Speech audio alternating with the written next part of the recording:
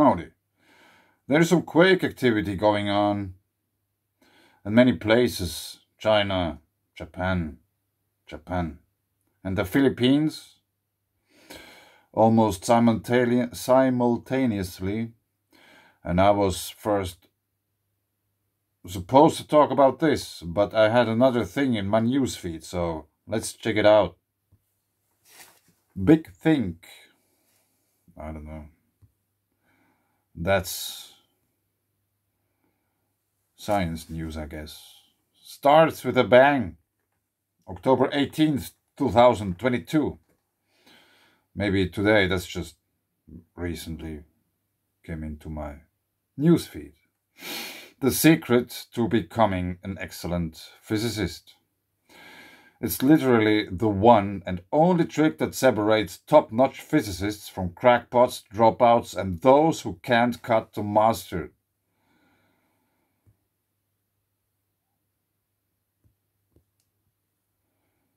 There may never be another Einstein or another Newton. We can all learn to utilize their equations under the right physical circumstances.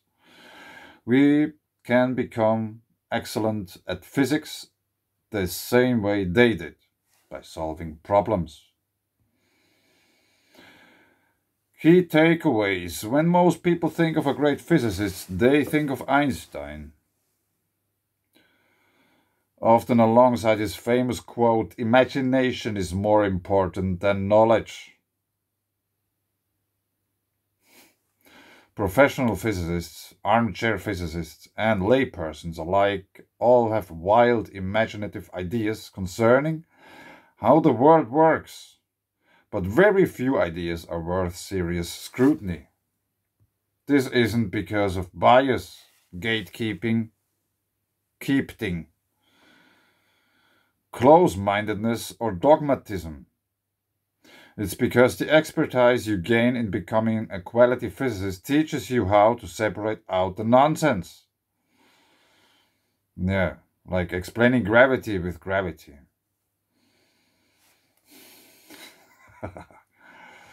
All across the world, young adults are working hard toward making their dreams a reality.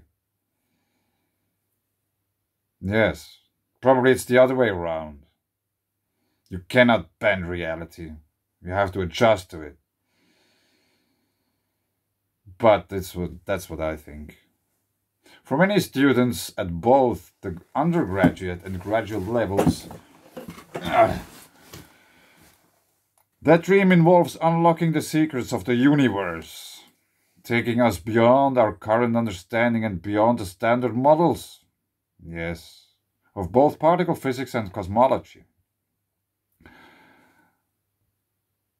For generations, aspirational students have dreamed about becoming the next Heisenberg, Bohr, Dirac, Einstein, or even Newton, believing that they might have inside their minds the secret sauce, whatever it may be, to lead the next revolution in physics. Most of them, unfortunately, wind up doing nothing of the sort. Revolutions in physics are extraordinarily hard to initiate. And for good reason. After centuries of theoretical and experimental work by thousands upon thousands of brilliant, competent minds, the current consensus models are strong and sturdy enough that they are extraordinarily difficult to equal in terms of success, much less surpass. While numerous ideas abound, the critical evidence that would support any of them is sorely lacking. At the frontiers of physics, we are all still stepping in the dark. No, only those who are searching for dark matter, or black holes, or other crazy things like that. But while the excellent physicists doing the stepping are doing so with the equivalent of sharp knives, others have the equivalent of nerve bats and don't even realize the difference. In most cases, it's because they never learned the secret to becoming an excellent physicist. Here's the lesson they need to learn.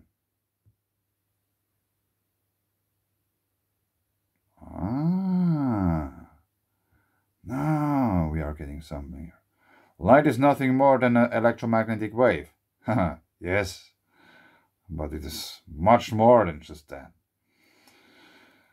How to put it? No, anyway, within phase oscillating electric and magnetic fields perpendicular to the direction of light's propagation. The shorter the wavelength, the more energetic the photon, but the more susceptible it is to changes of the speed of light through a medium. One of Einstein's great realizations was predicated on this understanding of light as a wave. Yes, but light, there's many things which are much faster than light. For example, gravity. Haha. But anyway, when most people think about breakthroughs in physics, they think about truly revolutionary ideas. They think about Einstein and his ideas, or thought experiments that no one had conceived of before him. They think about Einstein's notion of riding a light wave and what it would look like to see oscillating in phase electric and magnetic fields appearing and disappearing with a specific amplitude, and how no such phenomena exists. The thought experiment that led him to the principle of relativity and the constancy of the speed of light.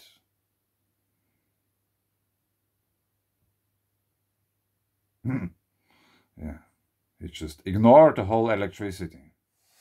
They think about the notion that as objects move at speeds that take them closer to the speed of light, their kinetic energy increases dependent on your frame of reference, but in all frames of reference a specific portion of that energy remains the same, enabling Einstein to derive the idea of a rest mass energy and his most famous equation, E equals mc squared. And yeah, here's the point.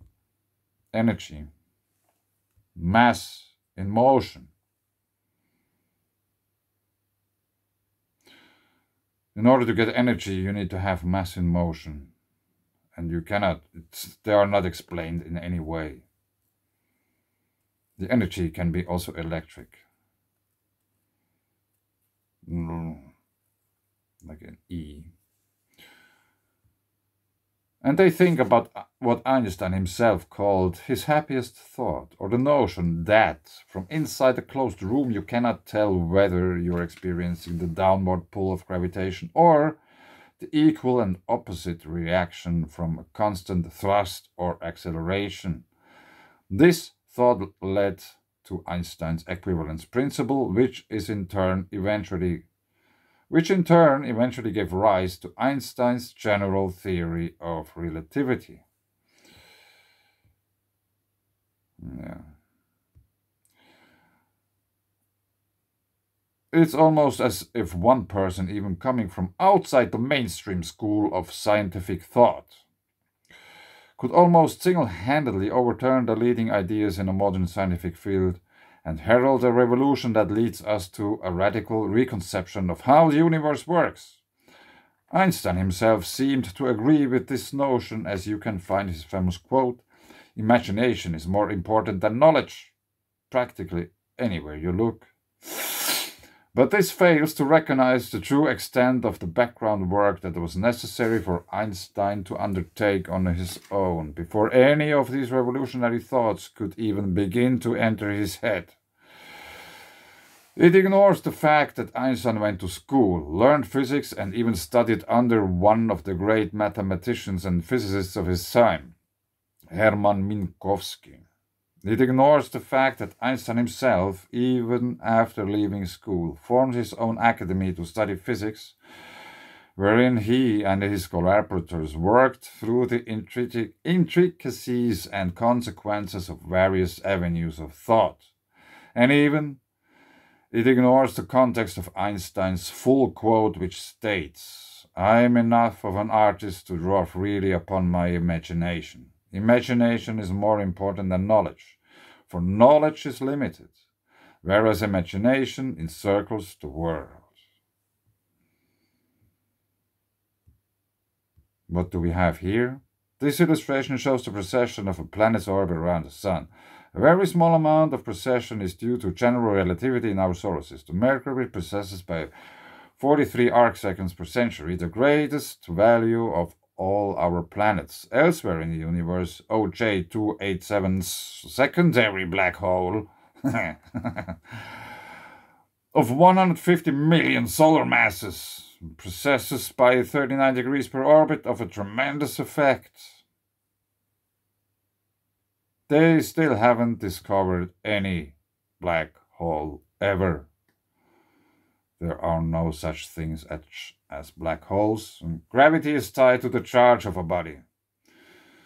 Less charge, less gravity. More charge, more gravity. For example, Earth. Some of you might remember back in the days when we had dinosaurs. They were very big, huge. If they would be able to reproduce dinosaurs today, let's say a brontosaurus, just take some DNA, put it under electricity, and boom, there's a brontosaurus in your backyard. It would be dying very quickly.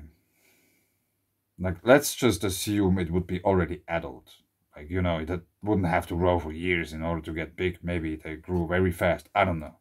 But anyway, you would just get a brontosaur in your backyard. It would collapse under his own weight. It couldn't breathe. There would be no blood flowing in his body. It would just die.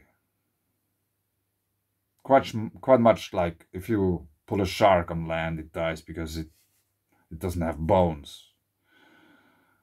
And I don't remember what's the other, like this softer version of bones. We have it too. But we have a skeleton which keeps us physically in place. But snails and such, like animals, they don't have a skeleton. And sharks, they are, how to put it, in between this. So if you pull a shark onto the land and leave it just there, it will die because there's no bones which keep him in shape so that he could breathe, if he could breathe on land. But anyway, dinosaurs, they would collapse under their own weight. And also the assumption that we have plate tectonics is probably totally wrong. Earth goes through cyclical changes, which are very tightly tied to the Sun, because we are constantaneously connected to the Sun with interplanetary magnetic fields. The Sun is connected. Furthermore, probably even straight to the center of our galaxy. There might be a plasmoid or something like in the center of the galaxy, which is fluctuating according to its own cycle. And we are really just at the end of these cycles. And every 12,000 years, or even less, there's this dust cloud and stuff coming from the center of the galaxy, which is influencing the Sun, already influencing all the planets, Earth included. So every now and then we get charged, Earth gets charged up. There has been people saying about Earth's magnetic field is weakening, and they are really concerned. It's the core of the Earth, the iron core according to common theory, which can't be. Because iron, if it's liquid, it changes into paramagnetic stuff. So anyway, when Earth gets charged up, it's growing. It grows. Every now and then it's growing, and you can see it on seafloor maps how it's spreading. So as it spreads, as the overall charge gets bigger, because it's bigger, the gravity increases. Hence, in other words, in a nutshell, back then in the days when we had dinosaurs, they experienced much less gravity than we experience today.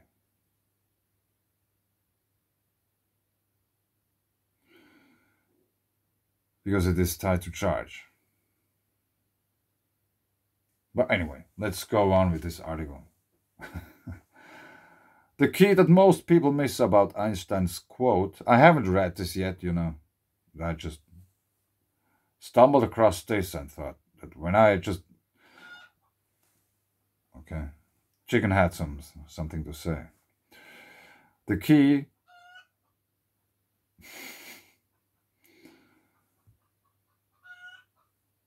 yeah, maybe there's an egg. Sometimes they announce there's an egg. The key that most people miss about Einstein's quote is that a certain level of knowledge, a level that eludes most people, who don't spend the necessary time and energy in gaining it, is required as a prerequisite to fully understand what our modern conception of the universe is and isn't successful at doing. That knowledge, of course, won't lead you to any remarkable new insights on its own. For that, imagination is required as well. But it's imagination that's informed by a comprehensive foundational knowledge of where we are today and how we came to know the things that we actually meaningfully know. Imagination is more important than knowledge as far as making novel advances go. In the sense that if you have two equivalent minds with equal knowledge of physics, but one is widely imaginative and the other only limits their thoughts to what our current understanding has already revealed to us, the imaginative one is far more likely to blaze a revolutionary path forward than the one who has restricted their imagination. Great, novel ideas very rarely emerge from taking what is known and extrapolating to the next, minimally imaginative local step. Yeah. Imagination is required and there is no substitute for that key ingredient.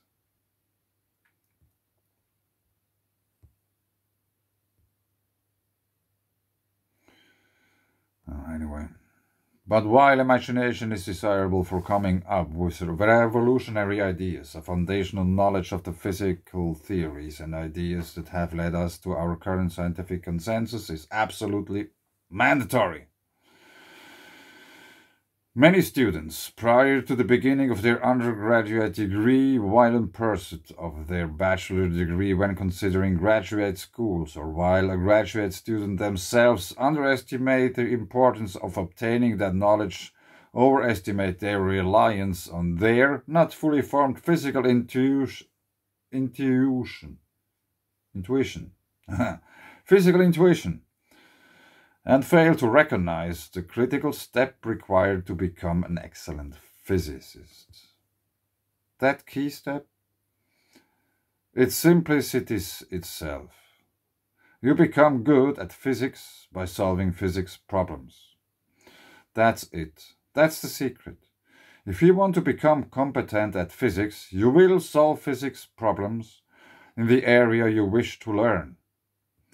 Want to learn classical mechanics? Learn how to formulate the setup for a problem, write down the equations that describe the problem, work through the steps of solving those equations to arrive at physically relevant solutions, and use those solutions to work out expected behavior of the system you are considering. Yeah. What are we looking here? Hydrogen wave function. The energy levels and electron wave functions that correspond to different states within a hydrogen atom, although the configurations are extremely similar for all atoms. The way atoms bind together to form molecules and other more complex structures is a challenging task when one begins from fundamental particles and interactions but understanding the basics of how we build up to explaining more complex systems. Geometry. Want to learn electromagnetism? Same thing. Learn how to identify your knows and unknowns. Your knowns and unknowns. How to relate them through a series of equations and boundary conditions. How to solve that system of equations and how to extract measurable and observable quantities to reveal your predicted answer. Study geology. Study weather. Yeah, that's what I think. It's the same story for quantum mechanics. Nuclear and particle physics, astrophysics, cosmology, geophysics, or any other physical system you dare to consider. You learn physics by solving problems only through that specific avenue of exploring what physical consequences arise under certain specific conditions. Can you develop the intuition necessary to bring about an understanding of the kinds of physical systems you want to consider? This is true both experimentally and theoretically, as both classes of physics necessitate their own set of expertise and their own unique set of experiences in gaining it. If you want to learn how to be a good swimmer, get into water and swim. If you want to learn how to paint, get out the brushes and canvas and paint. If you want to learn how to play the piano, sit down in front of a piano and start playing those keys. If you want to learn how to do physics, break out the problem sets or the experimental apparatuses and start solving physics problems. That's it. That's the biggest secret. If you want to become competent at physics, you have to take on physics problems and become adept with the tools and techniques needed to solve them. In the history of physics, this has been a hallmark of absolutely everyone who's made a meaningful contribution, either experimentally or theoretically, or at the intersection of both. Without sufficient experience at problem solving, you simply cannot become a competent physicist, as only through the act of solving those key problems will you develop the necessary skills to become competent at this endeavor at all. We all have gifts and talents. But one of the rude awakenings that many physicist students receive at some point along their educational journey is that no matter your gifts and talents, there is no substitute for the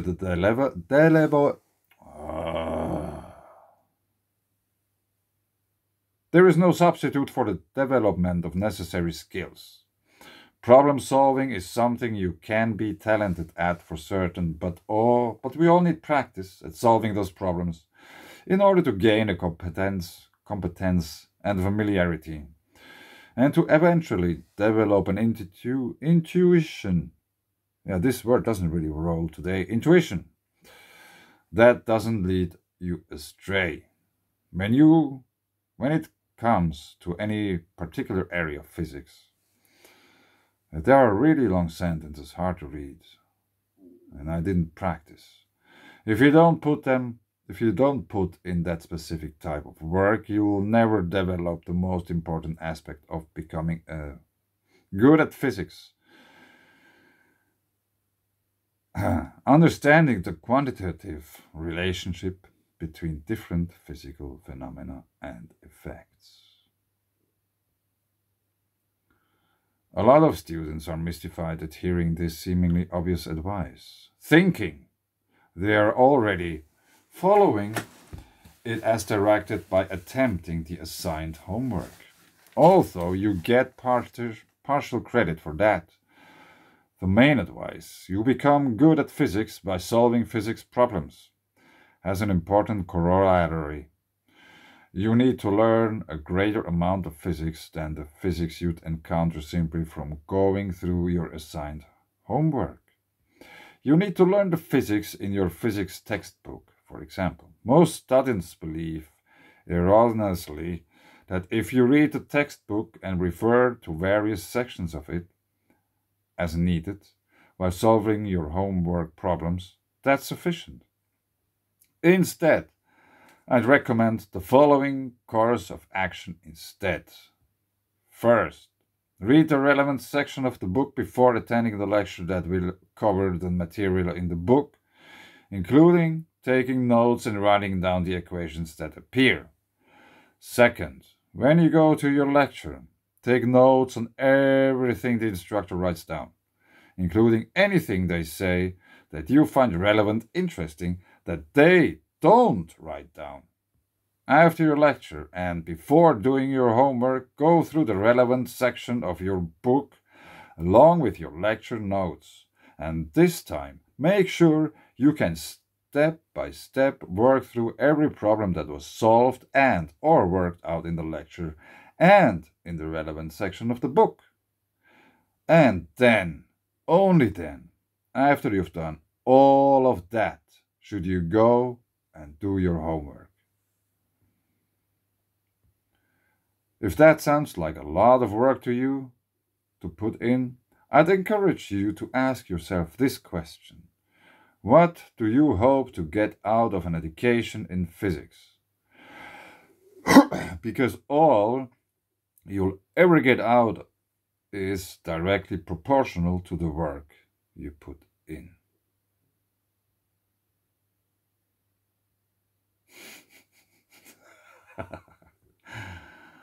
Oh man. The more time you spend with the equations setting them, because all you ever get out is directly proportional to the work you put in.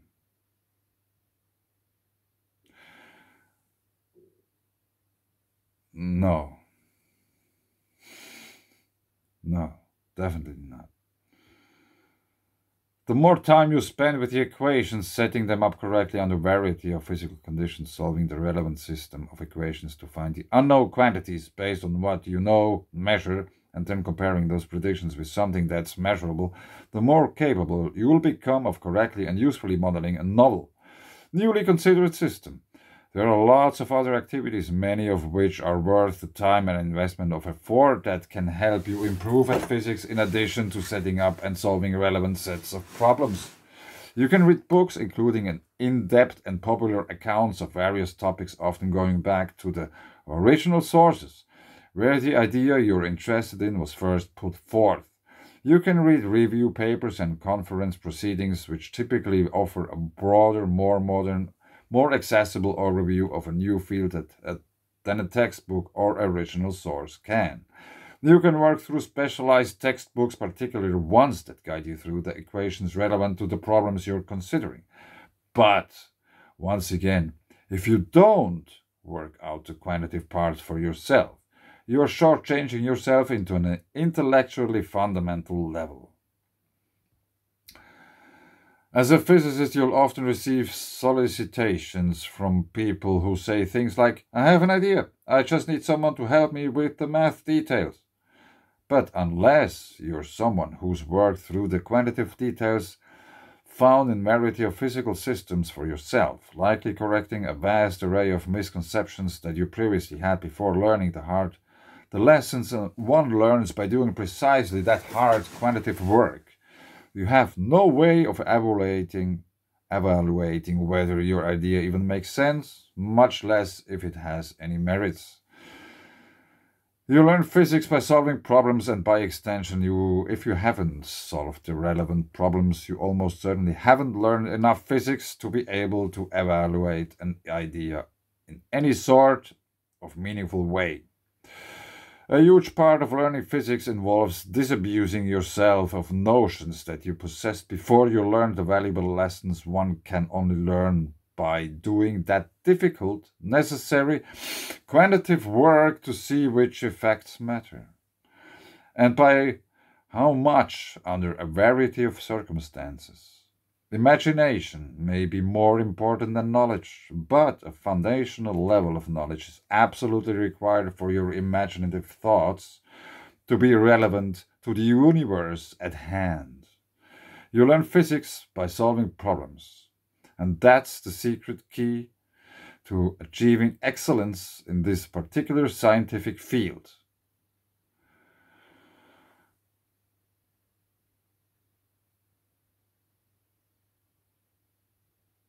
Yes, this was now very long. And just at the end, after this very long talk, related. Is theoretical physics broken? Or is it just hard? The 5 greatest puzzles in fundamental physics? The fundamental problem with gravity and quantum physics? Ask Ethan, where does quantum uncertainty come from? Can science ever discover the absolute truth about reality?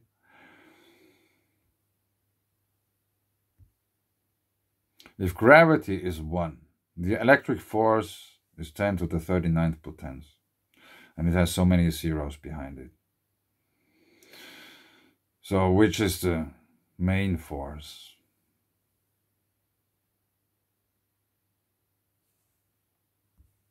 That's a video made some time ago. It's really sketchy. There are millions of mosquitoes flying around, but check it out.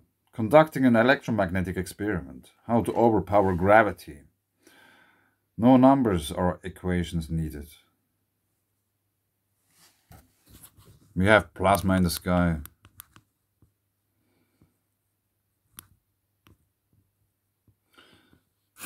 I am not a cameraman. I think they're pretty neat.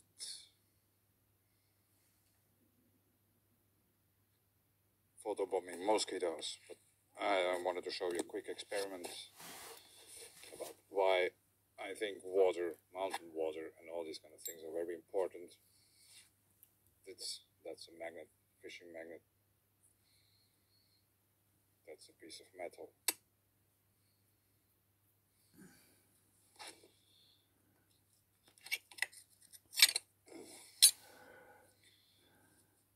That's some food package stuff. Aluminium foil.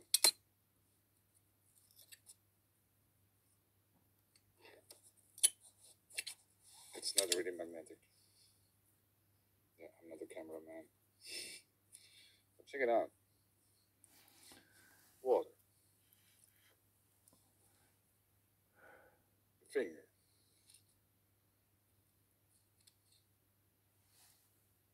It levitates. This is why I think water is very important in geology.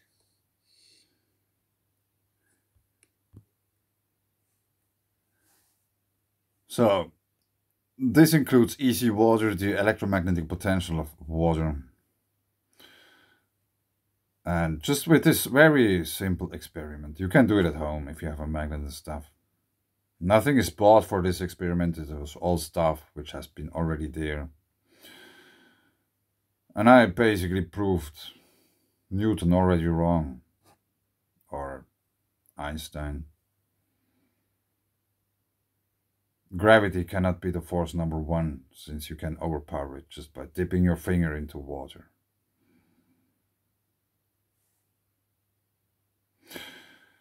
But anyway, a very long video about the misconception of what they think reality is. You don't have to imagine things. You don't have to first imagine something and then try to make an equation up that matches your imagination. Everything else is a mystery. Doesn't work like that. But anyway, I leave it here. Thanks. Bye.